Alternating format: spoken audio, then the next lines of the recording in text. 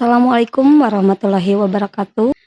Halo Ayah Bunda, sahabat Pusdai dan semua pendengar podcast yang budiman. Apa kabarnya hari ini? Semoga sehat selalu, bahagia, dan diberi kelapangan hati dalam mendampingi tumbuh kembang si kecil ya. Selamat datang di Daily Podcast Pusdai Jabar, tempat kita ngobrol santai, berbagi cerita, inspirasi, dan juga harapan. Di episode kali ini, kita akan ngobrolin satu hal yang sering banget jadi pertimbangan utama orang tua, yaitu sekolah pertama anak sebaiknya seperti apa sih? Nah, di sini kita akan ngobrol seru tentang salah satu unit yang jadi tempat tumbuhnya calon generasi hebat, yaitu KBRA Pusdai Jabar. Dan tema kita kali ini, kenapa harus KBRA Pusdai? Ini jawabannya. Bersama saya, Siti Farida, dan tentu saja saya tidak sendiri. Saya ditemani narasumber yang spesial. Narasumber kita yang hebat yaitu Bunda Wawa Waliah Wandasari SPD. Beliau sebagai Kepala KBRA Pusdai Jawa Barat yang akan berbagi langsung soal apa itu KBRA, program-program unggulannya, dan kenapa tempat ini layak jadi pilihan Ayah Bunda. Langsung aja yuk kita mulai ngobrolnya. Assalamualaikum Ibu. Waalaikumsalam Teh Siti. Apa kabarnya hari ini Bu? Alhamdulillah luar biasa. Allahu Akbar. Wah, Masya Allah. Ini lihat Teh Siti, kalau bisa dilihat ini cantik ya, pakai kerudung pink hari ini ya. Cerah ceria host kita ya. Bener Bu, Masya Allah. Terima kasih ya Bu ya. Sama-sama. Sama Bunda juga cantik sekali. Amin. Alhamdulillah, kita perempuan ya cantik. Iya. Senang sekali Ibu bisa hadir di sini. Iya. Terima kasih Ibu sudah meluangkan waktu untuk ngobrol bersama kami di podcast ini Bu. Oke. Nah, kita langsung aja ya Bu ngobrolnya ya. Boleh. Nah, sebenarnya untuk KBRA sendiri itu apa Bu? Mungkin masih belum banyak yang familiar tentang KBRA. Oke. Yang pertama mungkin ini yang ditanyakan singkatan dari KBRA Pusdai ya, Teh Siti. Jadi KBRA Pusdai itu, KB-nya itu singkatan dari kelompok bermain. Jadi mungkin setiap sekolah beda penerapan atau penyampaiannya dalam singkatan. Ada yang kelompok bermain itu jadi kober, ada juga yang pakai bahasa Inggris playgroup, dan kita khusus di Pusdai itu memakai KB saja, jadi kelompok bermain gitu. Jadi untuk memudahkan baik di plang atau pengenalan masyarakat terhadap kependidikan KBRA Pusdai. Dan RA-nya itu adalah Raudatul Atfal, yaitu yang berinduk kepada Kemenag, dari Kemenag. Jadi nama TK nama Islamnya.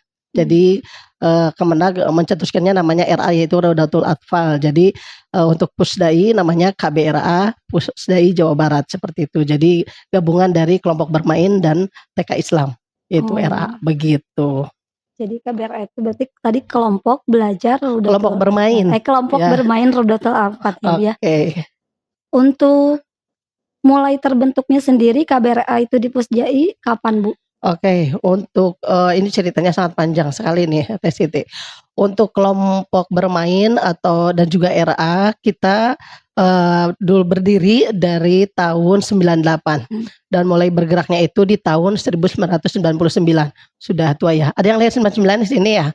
Belum.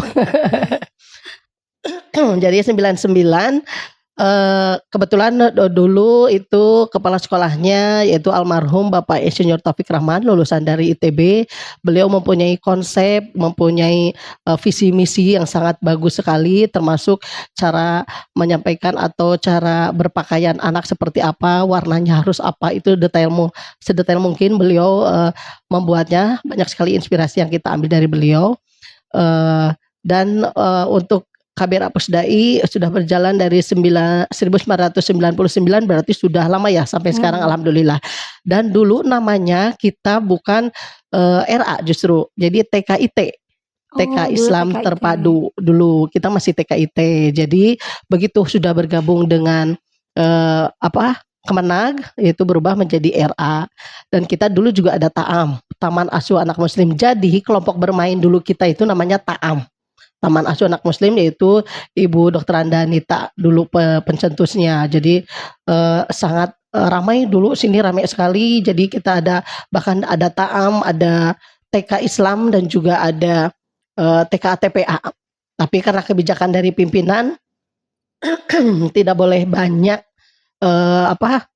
untuk kependidikan anak-anak, jadi hanya diambillah dua kependidikan, yaitu untuk khusus ta'am atau yang sekarang kita panggil KB atau kelompok bermain, dan juga ada TK, yaitu kita ambil dan menginduk ke Kemenag, yaitu RA.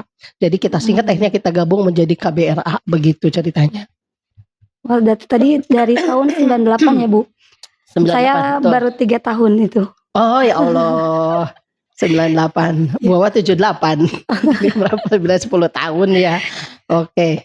Kalau untuk konsep dan visi-misinya itu Oke, seperti apa, Bu? untuk konsepnya itu KBRA dan mempunyai visi dan misi ya. Jadi dulu dari Bapak Insinyur Taufik Rahman, kita sangat mengabdi beliau. Konsepnya sangat bagus. Jadi menjadikan anak yang mandiri, tumbuh kembang mandiri, mempunyai prinsip, dan juga menjalankan iman dan takwa kepada Allah Subhanahu Wa Taala. Untuk itu konsep di KBRA Pusda ini adalah kita 70% lebih condong kepada agama Islamnya. Jadi Masya untuk Allah. umumnya kita 30%. Jadi apapun itu kita berkaitan dengan agama Islamnya. Seperti itu. Wah, Masya Allah ya, Iya. hebat sekali. Nah, Bu, Alhamdulillah. kalau misal dari sisi pendekatannya, dari sisi pendekatan belajar, apa yang membuat KBRA itu unggul? Oke. Alhamdulillah, walaupun naik turunnya siswa di KBRA Pusdai, apalagi terasa sekali pada saat pasca COVID ya, kemarin tahun 2000 itu berasa sekali sampai sekarang, tapi alhamdulillah kita masih bertahan, masih eksis. Apa sih yang membuat unggulan dari KBRA Pusdai? Bahkan banyak alumni yang menyekolahkan adik kakaknya bahkan di sini semua. Jadi ada anaknya 5-5-nya di sini. Oh, Itu betulan. Jadi anaknya tiga-tiganya di sini ya. Jadi yang pertama, orang tua beranggapan, jadi kita mendapatkan komentar dari orang tua dan sebagainya, rasa kenyamanan dulu. Rasa nyaman anak itu di KBRA Pusdai. Yang pertama adalah sistem SDM guru-gurunya. Jadi kita latih guru-gurunya itu, yang membuat unggul itu guru-gurunya dilatih kesabaran yang sangat ekstra, dan juga mempunyai kependidikan yang sangat baik.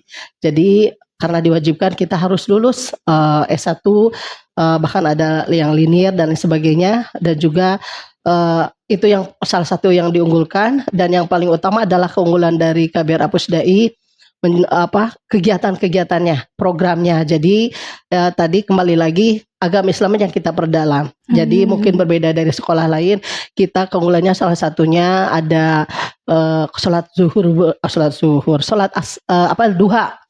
duha berjamaah. Terus agama Islamnya kita mahfuzotnya diperdalam, tahfidznya diperdalam, doa-doa harian juga hafalan surat dan lain sebagainya. Itu sangat kita tekankan untuk agama Islam. Kenapa? Karena yang menjadi unggulan itu salah satunya adalah fondasi buat nanti anak-anak ke depan. Gitu. Jadi setidaknya sebelum anak-anak kita ke SD atau ke jenjang berikutnya, fondasi yang paling utama adalah di usia TK atau usia PAUD atau usia balita atau usia sejak dini, golden age itu yang kita sebut gitu. Jadi mereka mempunyai bekal manakala beliau nanti mereka ke SD sudah siap. Insya Allah. Jadi dengan didikan di sekolah maupun di rumah kita ada kombinasi kolaborasi dan juga saling kerjasama dengan orang tua gitu. Jadi kita punya bibitnya dulu terlebih dahulu atau fondasinya dulu gitu. Ya, Masya Allah, Bu ya. Jadi sudah terbentuk karakternya sejak dini ya Bu ya? Ya, karena gini, jadi sehari-hari kita dalam kegiatan pembiasaannya itu adalah selalu menanamkan pembiasaan agama Islam dalam hal kegiatan karakter anak, penanaman karakter, yaitu kalau mau makan ada doanya, kita mau sesudah makan ada doanya, masuk kamar mandi ada doanya, terus masuk ke masjid, keluar masjid dan lain sebagainya. Selalu kita praktekkan setiap hari gitu. Jadi dari pembiasaan itulah akan membentuk karakter anak-anak yang soleh dan soleha itu. Insya Allah. Dan juga Bu, saya dengar-dengar di KBRA itu memakai metode sentra ya Bu. Betul, bisa dijelaskan sentra itu seperti apa? Iya, kalau ini dibahas dari flashback dari awal itu cukup panjang, karena namanya sendiri itu sentra itu sendiri itu berawal dari BCCT ya. Jadi bisa dilihat nanti mungkin yang mendengarkan pendengar apa itu BCCT. Jadi dalam artian kalau bahasa Indonesianya itu sistem pijakan atau sistem lingkaran atau sistem sentra. Jadi anak-anak itu kita tanamkan mempunyai banyak bekal, banyak kemampuan untuk melatih kemandirian, dan juga yang paling utama adalah tingkat motoriknya yang diasah gitu. Salah satu contoh saja misalnya kalau dalam sistem sentra itu, kalau dulu kita menggunakan sistem kelas, jadi kita menggunakan sistem sentra itu pada tahun 2006. Jadi kurang lebih 19 tahun ya sudah kita gunakan. Sebelumnya kita menggunakan sistem kelas seperti biasa Teh Siti. Jadi apa sih bedanya? Dan kita pun tidak semata-mata kita berani mengambil sistem itu. Kita pun survei dan juga studi banding beserta guru-guru dan semua dengan ketua yayasan juga ke Al-Falah yang ada di Jakarta. Karena menginduknya itu adalah dari Amerika, kita ngambil BCCT itu Florida yang mencetuskannya, dan juga kita ambil cari ilmunya apa itu BCCT dan lain sebagainya. Adanya kalau Indonesia itu, atau di Indonesia kita larinya ke Al-Falah yang di Jakarta, dan juga ke Masjid Istiqlal. Mereka menggunakan sistem sentra juga. Jadi kelebihan dari sistem sentra kalau kita uraikan sangat panjang ya. Salah satu contoh, kalau kita dalam sistem kelas, satu anak misalnya mewarnai semua. Tapi kalau dalam kegiatan bermain ya, pijakan bermainnya. Tapi kalau sistem sentra, dalam satu sentra itu berbagai permainan atau berbagai pijakan bermain kita siapkan. Contoh, anak kita ada 10 nih. 10 itu kita bagi 2, berarti 5. Kita lebihkan dalam bermainnya itu 1. Jadi 6. Kita siapkan kegiatan bermainnya itu 6 kegiatan. Dalam artian di sini ada kegiatan yang di atas meja, ada juga yang di bawah. Gitu. Jadi seperti apa? Misalnya tema tanaman kita siapkan 3. Kalau anaknya 10 ya, Teh Siti tadi. Anaknya kita siapkan 3 di meja dan juga 3 di bawah. 3 di meja yang berhubungan dengan motorik halusnya. Kalau tema tanaman ya mungkin salah satunya menggunting daun yang sudah dibuat oleh Bu Guru. Ada juga mencapit tangkai, dan juga ada juga melukis dan sebagainya. Itu yang ada. Belum lagi yang di bawah kita siapkan biasanya berupa menumbuk jahe yang tema tanaman, ada juga menakar air, dan juga ada marut kelapa. Itu bisa terjadi gitu. Jadi alangkah banyaknya penunjang motorik untuk anak itu sendiri. Jadi sangat berbeda antara sistem kelas dan sistem sentra tentunya. Jadi anak itu bisa bereksplorasi dalam satu sentra, dalam satu hari. Jadi bukan satu kegiatan, tapi berbagai, malah sampai 5 dan 6 kegiatan. Jadi kalau dalam satu hari anak dalam satu sentra itu bisa melakukan 5-6 kegiatan atau 4-5, itu berarti motoriknya bagus bekerja. Gitu, seperti itu. Salah satunya yaitu. Kayak gitu Teh Siti. Ya. Berarti tadi motoriknya juga dilatih sesuai dengan nanti bekal kehidupannya sehari-hari ya? Betul. Karena penunjang rata-rata anak-anak sekolah itu, orang tua berharapnya anaknya bisa menjalankan salah satunya adalah nanti misalnya ke SD itu atau ke jenjang berikutnya anak bisa menulis, bisa membaca. Apa penunjang salah satunya adalah motorik halus dan motorik kasar. Karena kalau anak itu masih tumbuh kembang kan sampai kapanpun. Jadi salah satunya kita tunjang di KBR Pusda itu dengan sistem kegiatan yang menunjang motorik anak itu. Jadi kita pun motorik kasarnya harus seimbang, motorik halusnya pun seimbang. Motorik kasarnya seperti apa? Ya kita sebelum ada pembelajaran, sesudah pijakan kita langsung ke bawah gitu. Jadi olahraga dan lain sebagainya gitu.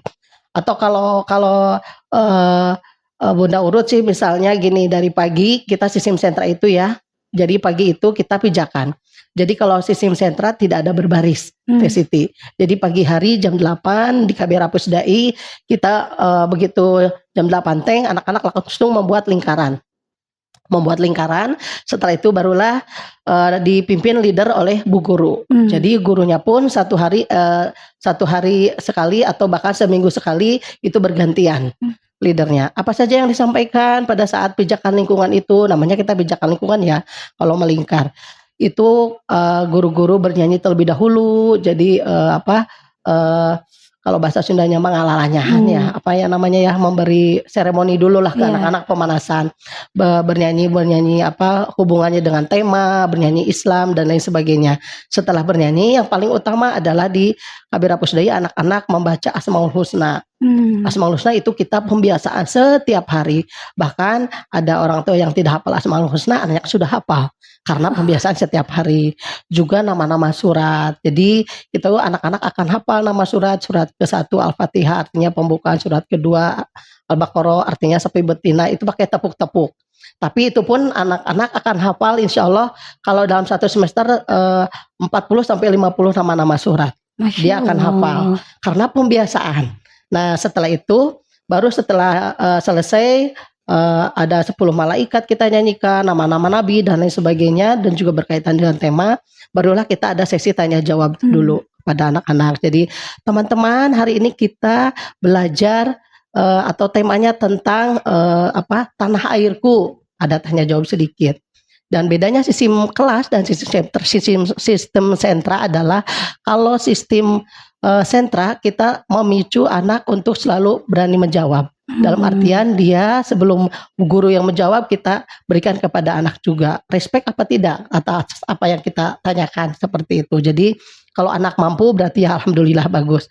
Dan juga intinya melatih anak mandiri, mampukah dia menjawab, mampukah dia mengeluarkan suara, karena itu melatih kemandirian. Seperti itu. Setelah selesai, barulah setelah sesi tanya jawab selesai, kita berbaris menurut kelompoknya masing-masing. Dalam artian Bunda ambil contoh, ini kelompok 1 adalah kelompok bermain. Kelompok bermain pada hari ini ada di sentra bahan alam. Nah, sebelum masuk ke sentra bahan alam, kita ada motorik kasar. Nah, itu yang tadi Bunda sampaikan, ada motorik kasar terlebih dahulu. Jadi motoriknya macam-macam nih. Hari pertama misalnya berjalan di atas papan titian. Hari kedua merayap. Hari ketiga kita ke bawah, misalnya berlari, ada permainan game dan sebagainya. Selalu setiap hari berubah. Nah, setelah selesai motorik kasar, barulah kita anak-anak ada sholat duha berjamaah gitu, atau dibalik juga, lihat sikonnya.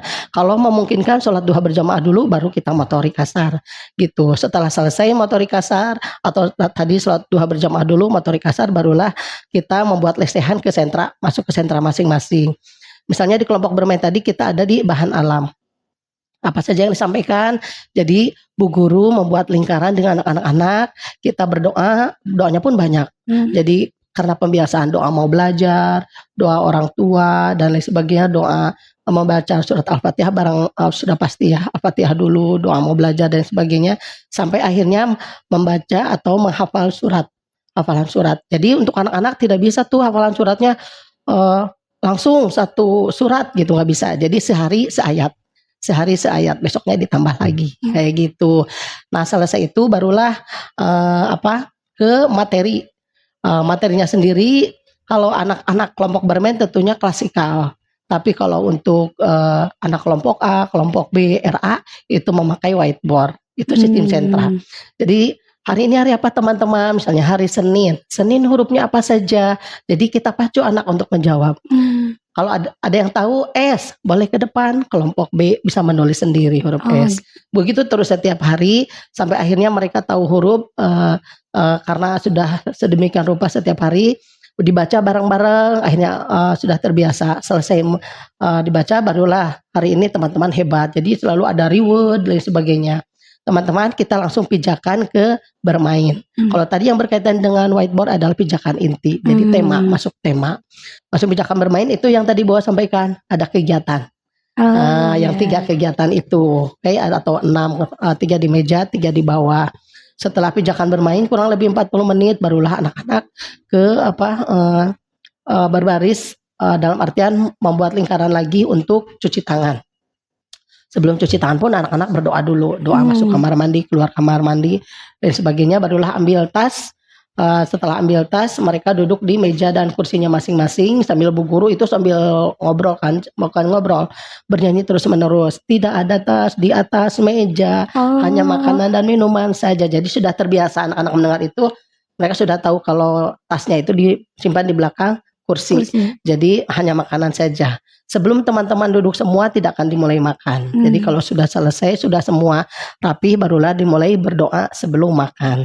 Nah, sampai di sana Bu Guru pun tidak diam. Jadi mahfuzotnya disampaikan atau kata-kata mutiara. Jadi sambil membantu anak-anak, la takul iman, tidak makan sambil berdiri, la tasrob iman, tidak minum sambil berdiri, kul biyaminika, makanlah dengan tangan kananmu. Jadi terus Bu Guru itu menyampaikan pembiasaan seperti itu, akhirnya terbiasa untuk anak-anak. Nah, setelah selesai makan, barulah kita ke kegiatan sesi berikutnya, yaitu anak belajar Iqra. Adapun kita belajar mengenal Latin juga ya, huruf Latin. Jadi selang-seling, hari ini belajar Iqra dan huruf Arabnya, besok belajar Latin dan membaca. Tuh, jadi insya Allah itu akan tergarap semuanya. Selesai pukul 11.15, anak-anak dipersiapkan untuk pulang. Berdoa terlebih dahulu. Doanya pun cukup banyak untuk disampaikan, yaitu surat Al-Asr kita sampaikan, doa orang tua, doa kebaikan dunia dan akhirat, doa naik kendaraan, doa keluar sentra, doa mensyukuri nikmat gitu, sampai doa akhir majelis gitu atau akhir pertemuan. Akhirnya suntangan, anak dikasih reward, barulah pulang. Kita pulang jam 11.30. Kegiatan pembelajarannya dari pukul 8 sampai 11.30. Iya, begitu. Oh, Masya Allah ya. Untuk penunjang tadi stimulus baca, tulis, dan pembentukan karakter dari berbagai arah, Masya Allah ya Bu ya, Iya, hebat. betul. Jadi bukan hanya distimulus untuk baca dan tulis aja, tapi dengan kehidupan sehari-hari kayak menumbuk kunyit tadi itu kan satu hal yang memang Betul. jadi keahliannya gitu ya Bu ya. Iya. Makanya kalau di rumah ini juga kita selalu ya menyarankan di rumah orang tua jangan melarang anaknya. Kalau misalnya mamahnya mau masak, anaknya mau ikutan, jangan dilarang, fasilitasi aja. Itu misalnya mamahnya mau bikin bala-bala, ya anaknya fasilitasi. Walaupun anaknya hanya ikut-ikutan saja, tapi biarkan anak belajar mencoba. Karena berani mencoba, di situ ada pembelajaran gitu. Iya. Jadi anak juga udah terlatih ya Bu ya. Terlatih motoriknya di situ. Betul. Gitu. Ya mungkin kalau misal Bu nih, orang tua ya ingin mendaftarkan anaknya ke KBRA Pusdai, kira-kira apa saja yang diperlukan Bu? Oh, itu sebetulnya hampir sama ya dengan sekolah lain. Kalau di KBRA Pusdai, kalau mau menyalurkan anaknya tentunya sesuai usia. Yang pertama itu syaratnya. Jadi nggak mungkin anak 1 tahun. Jadi di sini untuk kelompok bermain usia 2,5 sampai 3,5. Untuk kelompok bermain untuk usia TK, kelompok A 4 sampai 5, untuk B 5 sampai 6. Dan juga membawa persyaratannya apa saja. Tentunya yang paling utama adalah yang paling penting yaitu kartu keluarga, fotokopinya, dan juga akte lahir anak. Itu sangat penting. Kenapa? Karena pemerintah nanti pada saat pendataan emis itu diperlukan sekali gitu ya. Dan juga fotokopi KTP orang tua biasanya diperlukan. Sisanya bisa menyusul lah, seperti kalau ada foto tidak apa-apa, karena nanti sesi di sekolah juga ada foto sama gitu. Jadi yang paling penting adalah utamanya fotokopi KTP orang tua, kakak, dan juga akte lahir anak. Itu yang paling utama gitu. Sama itu kontaknya Bu paling ke siapa kalau misal orang tua? Oke, ada nanti kontaknya bisa ke Buli atau ke Bu Wawa. Tapi ini perlu tahu juga Teh Siti, kalau di KBRA Pusdai juga kita menerima juga anak yang ABK. Oh. Gitu. Jadi dikhawatirkannya, aduh bisa nggak ya di sekolah nih anak saya, maksudnya autis atau apa, ADHD atau apa, gitu. Terus anaknya berkebutuhan khusus dan lain sebagainya, kita bisa menerima gitu. Tapi dengan syarat ada kerjasama dari orang tua, misalnya beliau bersedia untuk mendampinginya dengan helper gitu. Bisa saja. Dan kalau misalnya untuk kontak person itu bisa melalui Bulia dan Bu Wawa, itu bisa ada nomor kontaknya. Kalau saya ke Bu Wawa boleh 0857 5959 0484 itu ya. Mungkin ya. Mungkin terima kasih ya Bu ya. Ya. Nah sebelum kita tutup nih Bu, mungkin ada pesan khusus Bu untuk para orang tua di luar sana yang sedang mencari tempat terbaik untuk tumbuh kembang anaknya, Bu. Oke, baik Ayah Bunda, perkenalkan saya Wawalia Wadasari, saya diamanahi sebagai Kepala KBRA Pusdai. Di sini kami ingin mengajak Ayah Bunda semua untuk bergabung di KBRA Pusdai Jawa Barat. Kenapa harus bergabung di KBRA Pusdai Jawa Barat? Insya Allah kita dalam pembelajaran atau mendidik anak-anak kita di KBRA Pusdai menjalankan amanah apa yang disampaikan oleh para orang tua, dan insya Allah menjadikan anak-anak kita anak-anak yang mandiri, anak-anak yang berani tampil, berani mencoba, dan tentunya mengasah bakat dari anak-anak itu sendiri, dan yang paling tujuan utama adalah menjadikan anak yang soleh dan solehah. Mungkin seperti itu. Amin ya rabbal alamin. Insya Allah luar biasa banget Bun untuk hari ini. Terima kasih atas sharingnya yang penuh inspirasi ya Bun. Sama-sama. Semoga obrolan ini bisa jadi referensi bermanfaat, khususnya bagi orang tua yang sedang menyiapkan masa depan buah hatinya ya Bun. Betul. Dan juga ini ada info juga Teh Siti, kalau ada anaknya yang mau daftar nih di November Desember ini udah didiskon 50%. Oh gitu. Ya, asalkan di bulan November Desember. Jadi bisa dipersiapkan nih. Sudah ada banyak yang bertanya juga. Jadi kita bukannya di bulan November Desember sekarang itu buat tahun ajaran baru. Kemarin juga sudah ada yang daftar, alhamdulillah. Jadi diskon 50%. Kalau Januari Februari itu 30%. Gitu. Boleh mangga untuk bergabung dan juga berebut kursi istilahnya ya.